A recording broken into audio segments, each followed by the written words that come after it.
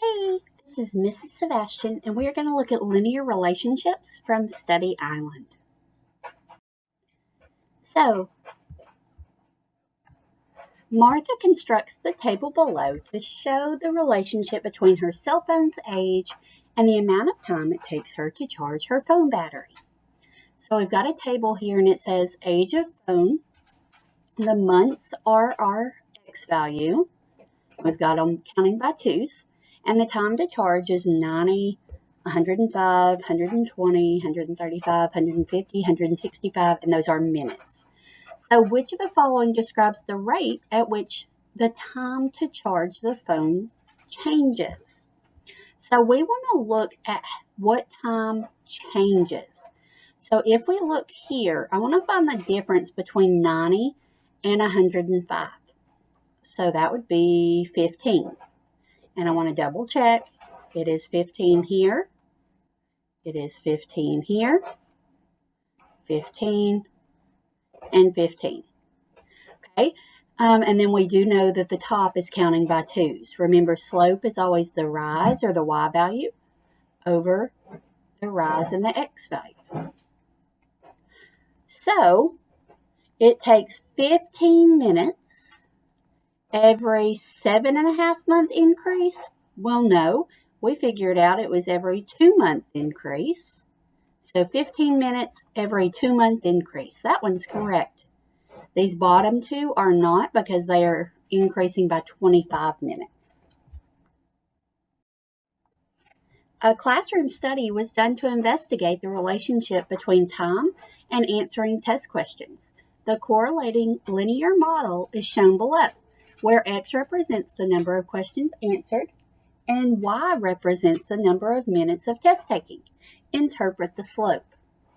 Okay, so it tells us X is the number of questions. So I'm going to rewrite this as minutes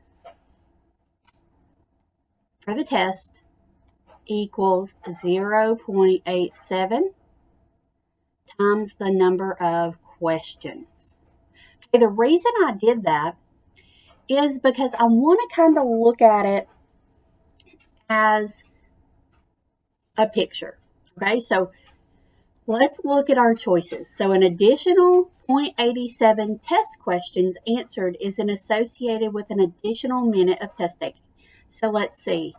Well, I know if I have 0.87 and I multiply it by 1, that would be one test question. It would take 0.87 times 1 is just 0.87 minutes. So each question takes 0.87 minutes. So an additional 0.87 minutes of test taking is associated with an additional test question. That one is correct. 0 minutes of test taking is associated with that? Well, no, if we put 0 here, 0 times that would be 0. So that doesn't mean anything. So you're looking for the time times the number of questions equals the total number of minutes. Billy Sue's Barbecue had their grand opening this year. The first month, they did not turn a profit. However, each month thereafter, they have had steady profits of $1,700 per month. This word per means multiply. So I'm going to multiply it by X. Okay, and it says if X represents the number of months they profited, which of the following represents the amount of profits after X months? So because X meant multiply, then we are going to look here. Okay, 1,700 times X.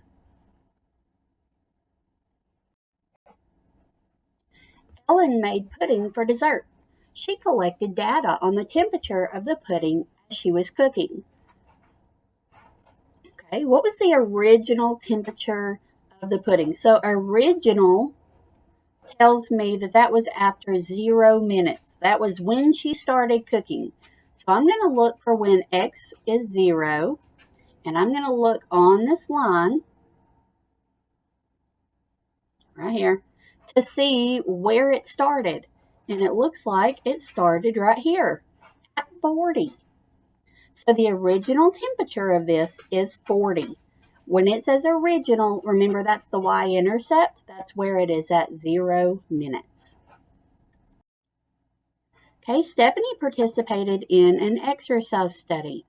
Her results show that she burns an average of 420 calories per hour. In a linear model of this situation, which of the following statements applies? So we know it's 420 calories per hour. Okay? Now we need to change it to calories per minute. So there are 60 minutes in an hour. So I want to divide 420 by 60.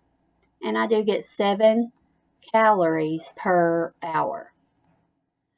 So I'm going to look up here and see, I see this one says 6, this one says 6. So I've got B and D left. D says an additional 7 minutes of exercise is associated with an additional calorie burned. That's not true. We want 7 calories. Oh, sorry, not per hour, per minute. So 7 calories for every minute. So every minute gives us an additional 7 calories burned. Julie bought a drink for $2.99, 2 bags of chips for $1.29, and some gasoline at a convenience store. The price of the gasoline was $2.09 per gallon. Remember, per means multiplied. So I'm going to go ahead and put that. If X represents the number of gallons she purchased, so we're going to have $2.09 times X. Which of the following can be used to find out how much she spent? So we want to add her drink that she bought plus the 2 bags of chips. Okay, now none of those show this amount, so maybe they simplified. Let's go one step further. So I'm going to come over here and I'm going to say $2.99, $1.29, $1.29. I'm going to add them up really quick. So 9, 9, and 9 is 27. So I'm going to carry my 2. 2 and 9 is 11. 12, 13, 14, 15. Bring down my decimal. 1, 2, 3, 4, 5. So I got plus 557. Well, now I see one over here that looks just like that. So my answer would be B. A water tank is being filled with water. Before the water is pumped in, the water level is at 11 inches high. So that's going to be where our starting point is. That's our y-intercept. After 20 minutes, the water level is 58 inches high. If T represents the time in minutes and H represents the water level, so we need something times T, okay, which of the following equations can be used to model the situation? And so we have to do a little more work here than just write out the equation.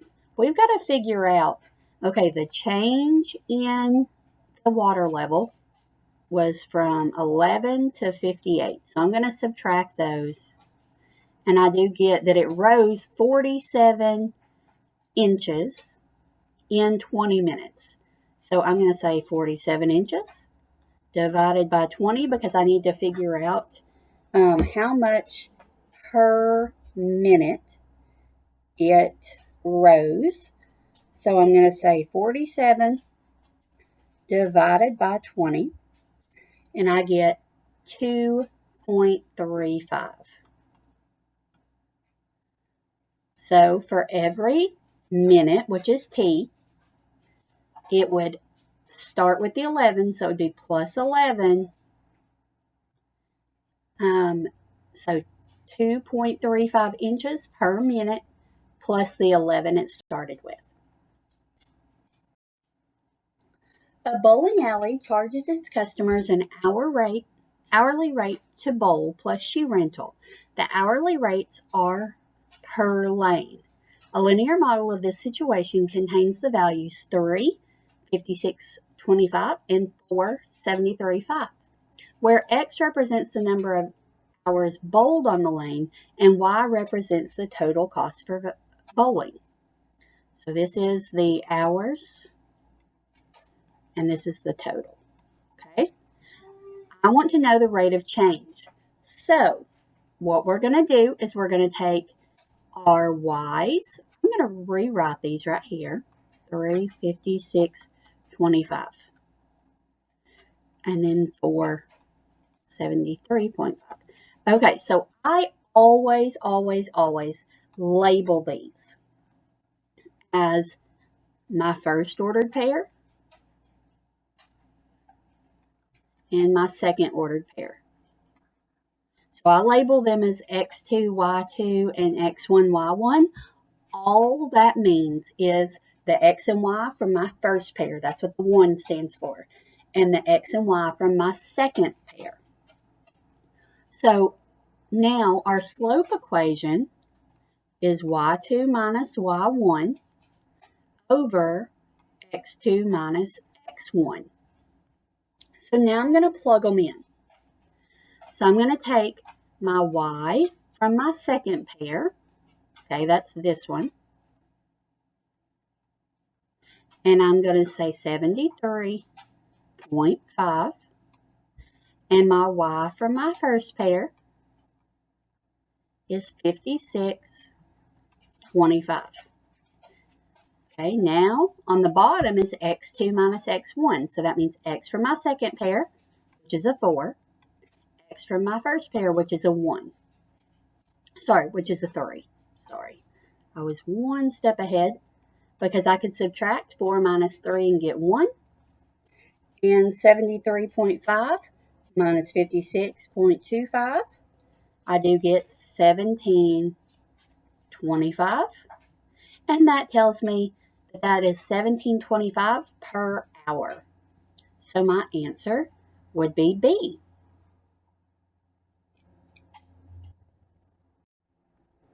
Okay, Mila had her hair styled at many different salons. She graphed the total cost of the hairstyle, each amount, and the amount of money she left as a tip. So if it cost her $0 for the style, she left 0 tip. If it cost $10, $10, she left $2 tip. Okay, so how much did it increase each time? So what I want to do is I want to go here. This is our unit rate. The one where your Y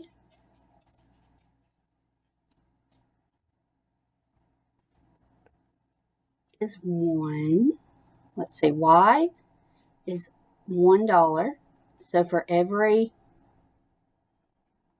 $1 raise, it was $5 more in the cost of style. And we can check that here.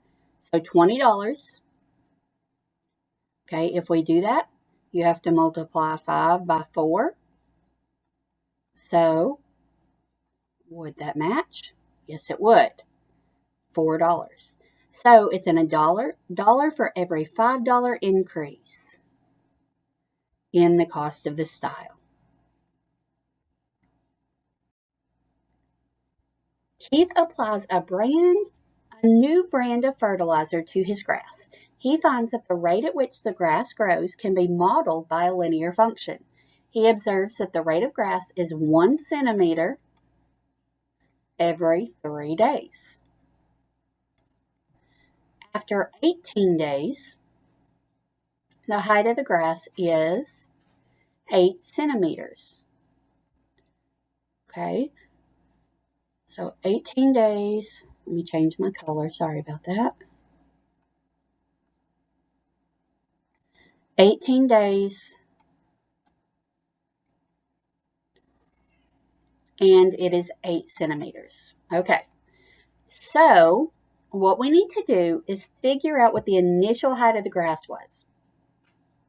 So for every 3 days, we could do this a couple of ways. So for every 3 days, it grew 1 centimeter. So I could count backwards. 15 would take away 1 centimeter, which is 7, 12, 6, counting down by threes.